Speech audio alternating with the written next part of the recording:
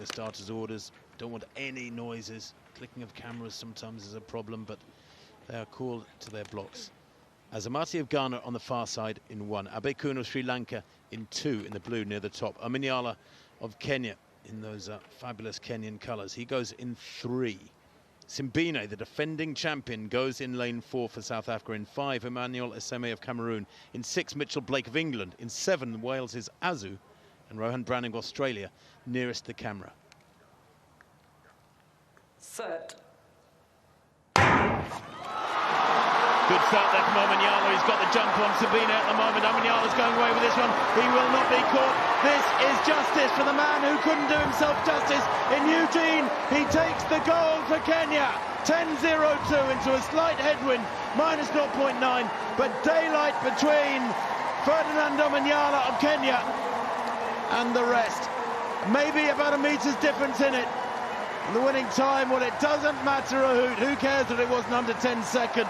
It was brilliant running at the start. He got out of the block so well, put the others under pressure, and Omanyala has gold. And we talk about the Kenyans being the long-distance specialists. They dominate at cross-country. They're great at steeplechase, 5,000, 10,000. This guy is from the other end of the distance spectrum. Akani Simbine takes the silver, 10.02 from Omanyala. The South African 10.13.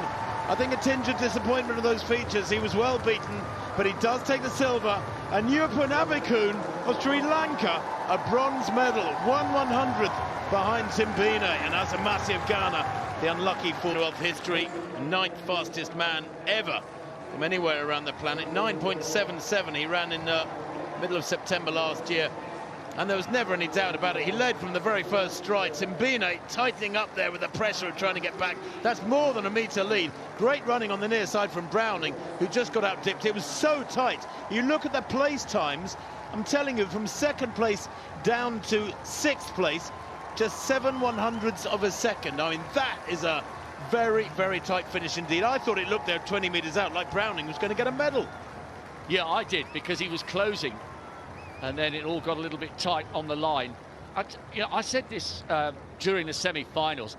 He looks like he's built like a boxer rather than a sprinter. His upper body is absolutely massive.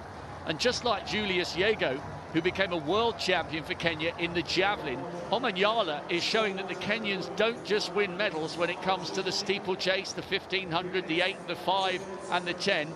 He is a history maker and a record breaker for the proud East African nation. And I wonder how many more Kenyans will want to get into sprinting after seeing what Omanyala has done here in Birmingham and around the World's Diamond League circuit over the last couple of years. That was superb. Wasn't it just? And frankly, it wasn't close come the finish. 10.02 to 10.13. That's a metre and more, the speed they're moving at. They all hit top speed around between 60 and 80 metres, and then it's a case of holding form, trying not to decelerate too much. But Omanyala, he is tight there over the last 20 metres, but that was partly because he was smiling so widely, I think, when he knew the gold was in the bag. Abekun second to right. What a run from him. Absolutely superb. That is one of the biggest upsets of the week in these athletics championships so far, and probably will be come the end of the week, because Abekun, well, I thought he'd done well to make the final. To actually get amongst the medals is, as you said quite rightly, Rob, there it is, Omanyala, 10.02 to Simbine's 10.13. Gold for Kenya ahead of South Africa.